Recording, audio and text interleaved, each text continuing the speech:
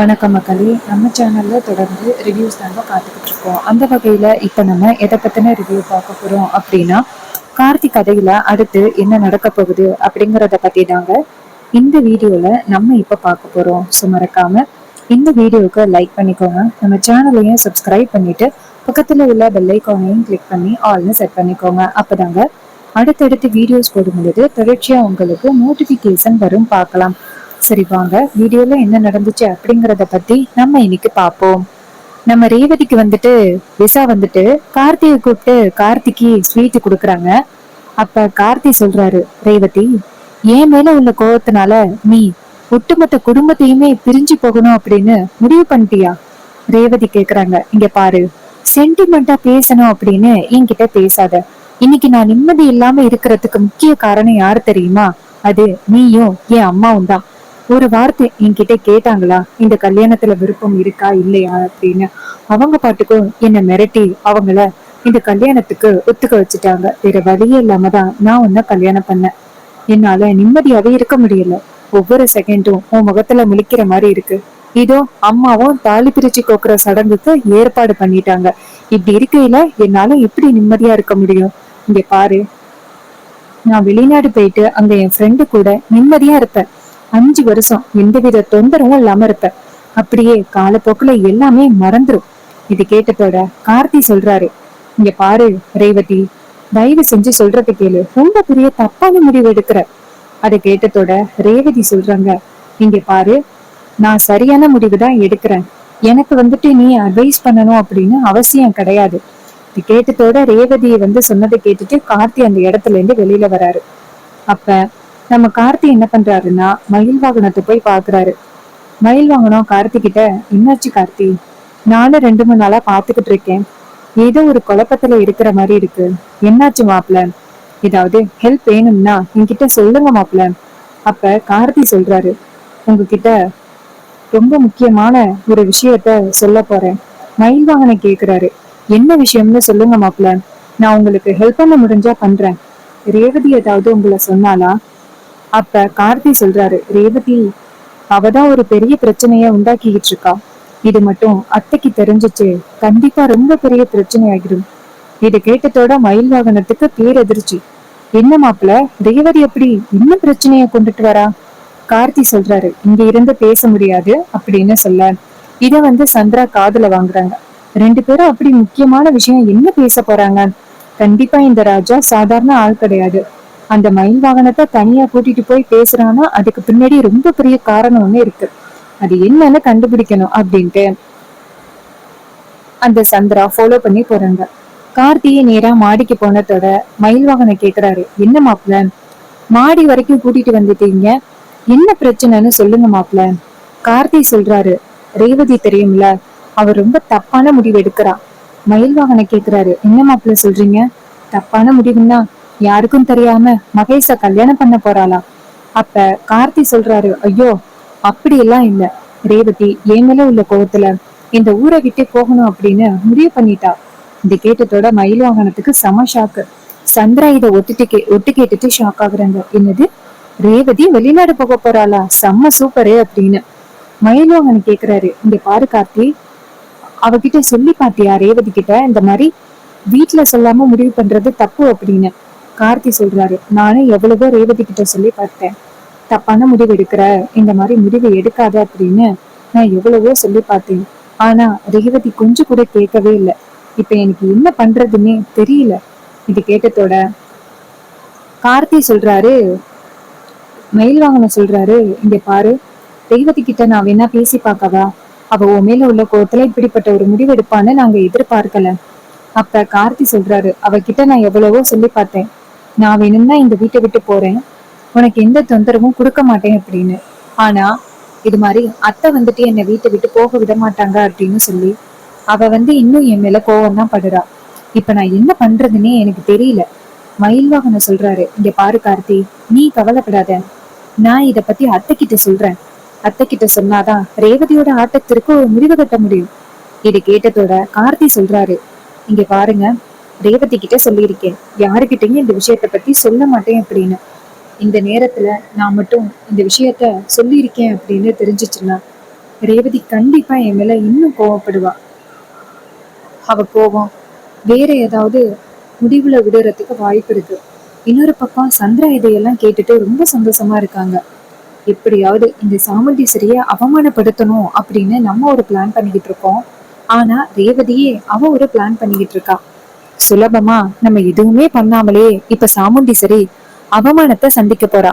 பெத்த பொண்ணு ஊரை விட்டு ஓடிட்டா அப்படிங்கிற பெயர் கிடைக்க போகுது அப்படின்னு சந்திரா ரொம்ப சந்தோஷப்படுறாங்க. இந்த விஷயத்த பத்தி உடனே அவர்கிட்ட சொல்லணுமே அப்படின்னு.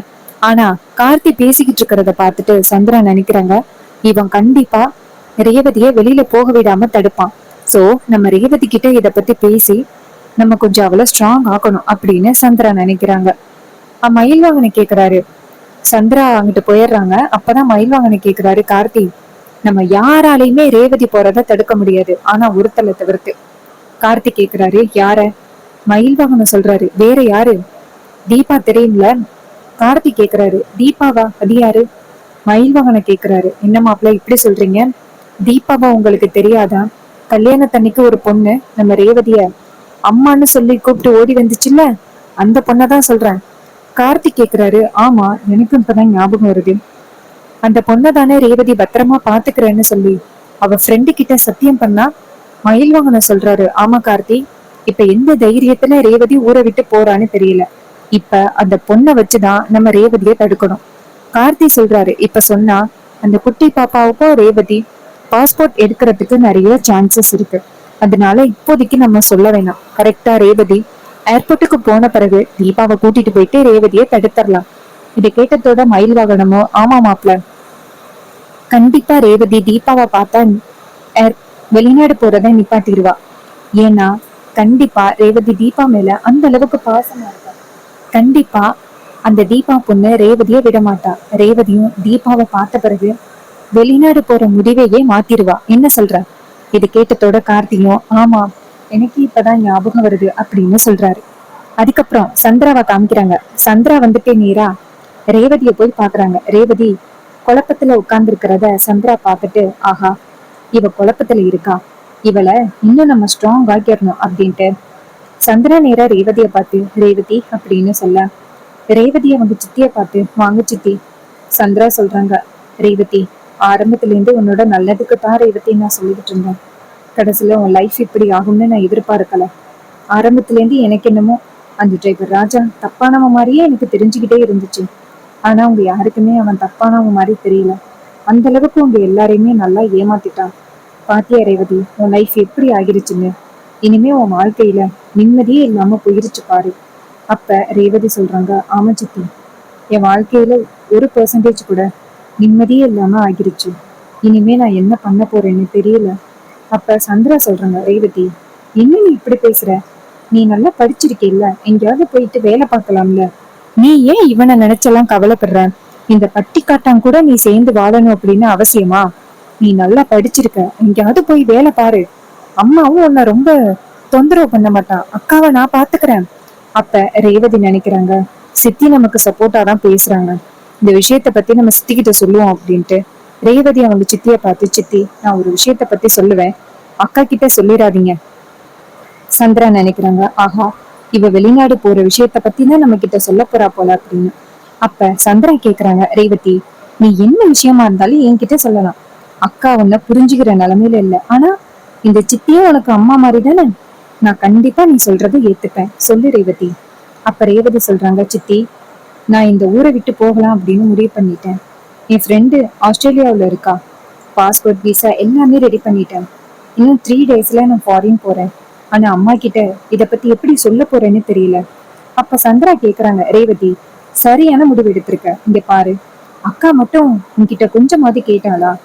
இந்த கல்யாணத்துல உனக்கு விருப்பம் இருக்கா இல்லையா அப்படிங்கறத பத்தி அவ ஏதாவது ஒரு வார்த்தை கேட்டாளா? அவ பாட்டுக்கு உன்னை மிரட்டி இந்த கல்யாணத்தை பண்ணி வச்சாலே உன் எதிர்காலத்தை பத்தி நினைச்சு பார்த்தாளா? இங்க பாரு ரேவதி, நான் உனக்கு அம்மா மாதிரி. நான் சொல்றேன், நீ எதுக்கும் கவலைப்படாம நீ ஆஸ்திரேலியா போ. அக்காவை எப்படி சமாளிக்கணும் அப்படிங்கிறத நான் பாத்துக்கிறேன். இதை கேட்டதோட ரேவதி கேக்குறாங்க, சித்தி உண்மையாவ சொல்றீங்க? அப்ப சந்திரா சொல்றாங்க, ஆமா ரேவதி, நான் ஏன் பொய் சொல்ல போறேன், நீ ஹாப்பியா போ. அப்ப ரேவதி சொல்றாங்க, சித்தி நான் போனா 5 வருஷம் என்னால வர முடியாது. அப்ப சந்திரா சொல்றாங்க, அதனால என்ன, 5 வருஷம் டக்குன்னு போயிரும். நீ போயிட்டு உன்னோட ஜாப பாரு. அதுக்கப்புறம் உனக்கு இஷ்டமான வாழ்க்கையை அமைச்சிக்க. சரியா? அக்கா கிட்ட நான் சொல்லிக்கிறேன். இது கேட்டதோட ரேவதி சந்திரா கிட்ட, ரொம்ப தேங்க்ஸ் சித்தி. எங்க நீங்க அம்மாட்ட சொல்லிடுவீங்களோ அப்படின்னு பயந்தேன். சந்திரா சொல்றாங்க, இங்க பாரு ரேவதி, உன் லைஃப் உன் இஷ்டப்படி நடக்கல அப்படிங்கிறது எனக்கு தெரியும். அதனாலதான் நானே ரொம்ப கவலையோட இருந்தேன். என்னடா இது, ரேவதியோட லைஃப் இப்படி ஆகிருச்சே, அக்கா கொஞ்சம் கூட ஒரு லைஃப பத்தி யோசிக்க மாட்டேங்கிறாளே அப்படின்னு நானே ரொம்ப வேதனைப்பட்டேன். இப்ப நீ எடுத்திருக்க முடிவு ரொம்ப சரியான முடிவு ரேவதி. நீ கவலைப்படாத. நீ போயிட்டு ஆஸ்திரேலியா போ, ஹாப்பியா இரு.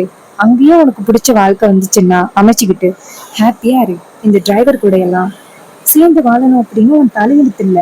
இதை கேட்டதோட ரேவதியும் ரொம்ப தேங்க்ஸ் சித்தி அப்படின்னு சொல்லிட்டு சந்திராவுக்கு நன்றி சொல்றாங்க. அப்பதான் சந்திரா நினைக்கிறாங்க, சூப்பரே, இவளை செமையா குழப்பி விட்டாச்சு. இனிமே என்ன நடந்தாலும் இவளோட முடிவுல கண்டிப்பா மாற போறது கிடையாது. இவ போன பிறகு இவ ஓடி போயிட்டா அப்படின்னு ஊரு ஃபுல்லா பரப்பி விட்டுட்டு சாமுண்டீஸ்வரியை அவமானப்படுத்த வேண்டியதுதான். பெத்த பொண்ணே ஊரை விட்டு ஓடிட்டா, அவளுக்கு பண்ணி வச்ச கல்யாணம் பிடிக்கல, சாமுண்டீஸ்வரி பொண்ணோட வாழ்க்கைய அழிச்சிட்டா அப்படின்னு எல்லாரும் பேசணும் அப்படின்னு அந்த சந்திரா ரொம்ப சந்தோஷத்துல இருக்காங்க. இந்த எண்ணம் நம்ம ரேவதிக்கு தெரியாது. சந்திரா வந்துட்டு நேரா சிவனாண்டிய போய் பாக்குறாங்க. சிவனாண்டி சந்திரா கிட்ட, சொல்லு சந்திரா. சந்திரா சொல்றாங்க, என்னங்க, நான் ரொம்ப சந்தோஷமான ஒரு விஷயத்த கொண்டுட்டு வந்திருக்கேன். சிவனாண்டி கேக்குறாரு, என்ன சந்திரா, என்ன விஷயம்? சந்திரா சொல்றாங்க, என்னங்க, இத்தனை வருஷமா சாமுண்டீஸ்வரியை அவமானப்படுத்துறதுக்கு நம்ம என்னெல்லாம் ட்ரை பண்ணோம், ஆனா எதுவுமே ஒர்க் அவுட் ஆகல.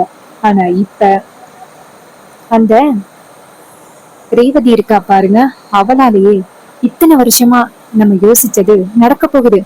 இது கேட்டதோட சிவனாண்டி சொல்றாரு, என்ன சந்திரா சொல்ற? சந்திரா சொல்றாங்க, ஆமாங்க, பெத்த பொண்ணாலேயே அவ அவமானப்பட போறா. சிவனாண்டி கேக்குறாரு, சந்திரா நீ சொல்றது எனக்கு ஒண்ணுமே புரியல. சந்திரா சொல்றாங்க, என்னங்க, ரேவதி இருக்கால, அவ ஆஸ்திரேலியாவுக்கு பாஸ்போர்ட் விசா எல்லாமே எடுத்துட்டா. இன்னும் 2 நாளையில அவ போக போறாளாம். இந்த விஷயத்த பத்தி அக்காவுக்கு துளி அளவு கூட தெரியாது. அவ போனதோட நீங்க என்ன பண்றீங்கன்னா, ரேவதி ஊரை விட்டு ஓடிட்டா அப்படின்னு எல்லார்கிட்டையும் சொல்லிருங்க.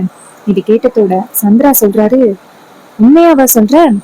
சந்திரா சொல்றாங்க, ஆமாங்க, நானே எதிர்பார்க்கல ரேவதி இப்படிப்பட்ட ஒரு முடிவு எடுப்பா அப்படின்னு. அம்மா காலையே சுத்திக்கிட்டு இருப்பான்னு நினைச்சேன். ஆனா சாமுண்டேஸ்வரியவே எதிர்த்து இப்படிப்பட்ட ஒரு முடிவு எடுத்திருக்கா. கேட்கவே ஹாப்பியா இருக்குல்ல. எத்தனை வருஷ கனவு சாமுண்டீஸ்வரிய அவமானப்படுத்துறதுக்கு இப்ப 2 நாளையில நடக்க போகுது. இதை கேட்டதோட சிவனாண்டிய ரொம்ப சந்தோஷப்படுறாரு. அப்ப சந்திரா சொல்றாங்க, அதோட நான் ரேவதியோட மனசை இன்னும் ஸ்ட்ராங் ஆக்கிட்டேன். நீ எடுத்த முடிவு தப்பே இல்லைன்னு சொல்லிட்டேன். ரேவதியும் அவ எடுத்த முடிவுல இப்ப ஸ்ட்ராங்கா இருக்கா. அவ ஃபாரின் போறதை யாராலையும் தடுக்க முடியாது. அவ போன பிறகு சாமுண்டீஸ்வரியே எல்லாரும் காரி துப்ப போறாங்க. பெத்த பொண்ண வழக்கு தெரியல அப்படின்னு கேவலமா கேட்க போறாங்க அப்படின்னு ரொம்ப சந்தோஷப்படுறாங்க. அதுக்கப்புறம் சிவனாண்டியும் சந்தோஷப்படுறாரு. சிவனாண்டி சொல்றாரே, சரி, 2 நாளைக்கு அப்புறம் ரேவதி ஓடி போயிட்டா அப்படின்னு நான் எங்க போட்டாலும் பரப்பி விடுறேன். சிவனாண்டி சொன்னதை கேட்டுட்டு சந்திராவும் ஆமா அப்படிங்கிறாங்க. இன்னொரு பக்கம் நம்ம கார்த்தி வந்துட்டு மயில் வாங்கவும் சேர்ந்து தீபாவை பாக்குறதுக்காக ஆசிரமத்துக்கு போறாங்க.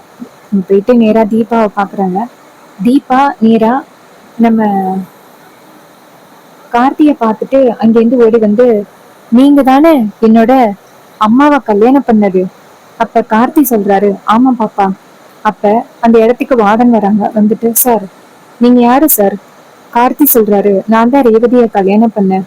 மயில் வாகனம் சொல்றாரு, ரேவதி எங்க வீட்டு பொண்ணுதான், இவருதான் கல்யாணம் பண்ணாரு, போட்டோவை பாருங்க அப்படின்ட்டு போட்டோஸ காமிக்கிறாங்க. அப்ப அவங்க சொல்றாங்க, சார் என்னாச்சு சார்? அந்த அம்மா வந்துட்டு கல்யாணம் ஆன பிறகு இந்த பொண்ணை தத்தெடுத்து கூட்டிட்டு போறோம் அப்படின்னு சொன்னாங்க. ஆனா தத்தெடுத்து கூட்டிட்டு போற மாதிரியே தெரியலையே சார், என்ன சார் நடக்குது? அப்ப கார்த்தி சொல்றாரு, அவங்க ரொம்ப இம்பார்ட்டன்டான ஒர்க்கா இருக்காங்க, அதனாலதான் நான் தத்தெடுக்க வந்திருக்கேன். தீபாவை நான் வீட்டுக்கு கூட்டிட்டு போகலாமா? அதுக்கு அந்த வார்டன் சொல்றாங்க, கண்டிப்பா கூட்டிட்டு போகலாம் சார், நீங்க சைன் மட்டும் போட்டா போதும். இதை கேட்டதோட கார்த்தியும் சரி அப்படிங்கிறாரு. அப்ப அந்த குட்டி பாப்பா கேக்குறாங்க, அம்மா வரலையாப்பா, நீங்க மட்டும் வந்திருக்கீங்க? அப்ப கார்த்தி சொல்றாரு, இல்ல பாப்பா, இது மாதிரி அம்மா வீட்டுலதான் இருக்காங்க, உன்னை கூட்டிட்டு போயிட்டு அவங்க கிட்ட சர்ப்ரைஸா காமிக்கலாம் அப்படின்னு நினைச்சேன். கேட்டதோட தீபா சொல்றாங்க, அப்படியாப்பா, எனக்கு ரொம்ப ஹாப்பியா இருக்கு. அம்மாவுக்கு சர்ப்ரைஸ் கொடுக்க போறோம். மயில் வாகனம் சொல்றாரு குட்டி பாப்பா தீபா. இனிமே நீ உங்க அம்மா கூட தான் இருக்க போற. இதை கேட்டதோட தீபா சொல்றாங்க சரி அப்படின்னு சொல்றாங்க. அதுக்கப்புறம் கார்த்தி வந்துட்டு தீபாவை தூக்கிக்கிறாரு.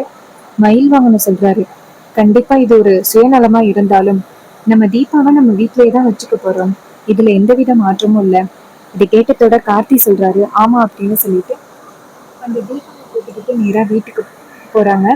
நேரா நம்ம கார்த்தி வந்துட்டு ஏர்போர்ட்டுக்கு கிளம்புறாரு. இன்னொரு பக்கம் ரேவதி என்ன பண்றாங்கன்னா யாருக்கும் தெரியாம அவங்க திங்ஸ் எல்லாம் நாளே ஃப்ரெண்ட்ஸ் வீட்டுக்கு கொண்டு போய் வச்சுட்டு நேரா அந்த ஏர்போர்ட்டுக்கு கிளம்பிடுறாங்க. சாமுண்டீஸ்வரிக்கு இந்த விஷயத்த பத்தி எதுவுமே தெரியாது. ரேவதி என்ன பண்றாங்கன்னா அவங்க சந்திரா கிட்ட சித்தி நான் கிளம்புறேன். சந்திரா சொல்றாங்க இங்க பாரு, நீ எதுக்கும் கவலைப்படாம போ. யாரு என்ன சொல்றாங்க அப்படிங்கிறத நான் பாத்துக்கிறேன். நீ போன பிறகு நான் அக்கா கறிக்கிட்ட நான் பேசிக்கிறேன், நீ கவலைப்படாத. இது கேட்டதோட ரேவதியும் சித்தி எனக்கு அம்மா ஸ்தானத்துல இருந்து நல்லா சப்போர்ட் பண்றீங்க. இது கேட்டதோட அந்த சந்திராவும் சரி நீ கிளம்பு அப்படின்னு சொன்னதோட ரேவதி அந்த இடத்துல இருந்து போறாங்க. ரேவதி நேரா ஏர்போர்ட்டுக்கு போயிட்டு அவங்களோட பாஸ்போர்ட் எல்லாம் கொடுத்து செக்கிங் பண்ணிக்கிட்டு இருக்காங்க. இன்னொரு பக்கம் நம்ம கார்த்தியும் மயில் வாகனமும் அந்த இடத்துக்கு வராங்க. கார்த்தி தீபாவை இறக்கி விட்டு அந்தோ நிக்கிறாங்க பாரு அப்படின்னு சொன்னதோட தீபா அவங்க அம்மா ரேவதியை பார்த்ததோட இங்க இருந்து ஓடுறாங்க அம்மா அப்படின்னு. அப்ப ரேவதி தீபாவை பார்த்ததோட அதிர்ச்சி ஆகுறாங்க தீபா அப்படின்னு. அப்ப அந்த தீபாவை ஓடி வந்து ரேவதி கட்டி பிடிக்கிறாங்க. ரேவதி கேக்குறாங்க தீபா பாப்பா நீ இங்க என்ன பண்ற? அப்ப தீபா சொல்றாங்க என்ன அப்பா தான் கூட்டிட்டு வந்தாரு. அப்ப ரேவதி கேக்குறாங்க அப்பாவா யாரு? அப்ப கார்த்தியும் மயில் வாகனமும் வராங்க. அப்ப ரேவதி கார்த்திய பார்த்து மறைக்கிறாங்க. கார்த்தி இங்க இருந்து வந்துட்டு இங்க பாரு நீ ஃபாரின் போறேன்னு சொன்னியல்ல, இந்த பொண்ணுக்கு ஏதாவது பதில் சொல்லிட்டு போ. இது கேட்டதோட ரேவதி சொல்றாங்க புத்திசாலித்தனமா நடந்துகிட்டீங்கல்ல, தீபாவை கூட்டிட்டு வந்தா நான் ஃபாரின் போக மாட்டேன் அப்படின்னு முடிவு பண்ணிருக்கேல்ல. கார்த்தி சொல்றாரு இங்க பாரு இந்த குட்டி பாப்பா நீ இருக்கன்னு நம்பிக்கையோட இருந்தது, இத போய் விட்டுட்டு போகணும் அப்படின்னு உனக்கு எப்படி நம்பிக்கை வந்துச்சு அப்படின்னு கேக்குறாங்க. சோ இந்த மாதிரி சீன் இருந்தா எப்படி இருக்கும் அப்படிங்கிறத மறக்காம கமெண்ட்ல சொல்லுங்க. இன்னொரு பக்கம் ரேவதி வந்துட்டு தீபாவை பார்த்ததோட சரி நம்ம தீபா பாப்பாவை தத்தெடுக்கிறோம், கூட்டிட்டு போய் நல்லபடியா வாழ வைக்கிறோம்னு சொன்னோம். இப்ப திடீர்னு ஃபாரின் போறது ரொம்ப தப்பு அப்படின்ட்டு ரேவதி ரொம்ப வரி பண்றாங்க. ஃபாரின் போற விஷயத்தையும் ஸ்டாப் பண்றாங்க. நம்ம வயல் வாகனமும் கார்த்தியும் நினைச்சது நிறைவேறுது. ஸோ இந்த ப்ரெடிக்ஷன் உங்களுக்கு பிடிச்சிருந்துச்சு அப்படின்னா இந்த வீடியோவுக்கு மறக்காம லைக் பண்ணிக்கோங்க. நம்ம சேனலையும் சப்ஸ்கிரைப் பண்ணிட்டு பக்கத்துல உள்ள பெல் ஐக்கானையும் கிளிக் பண்ணி ஆல்னு செட் பண்ணிக்கோங்க. அப்பதாங்க அடுத்தடுத்து வீடியோஸ் போடும்போது தொடர்ச்சியா உங்களுக்கு நோட்டிஃபிகேஷன் வரும் பார்க்கலாம். தேங்க்ஸ் ஃபார் வாட்சிங்.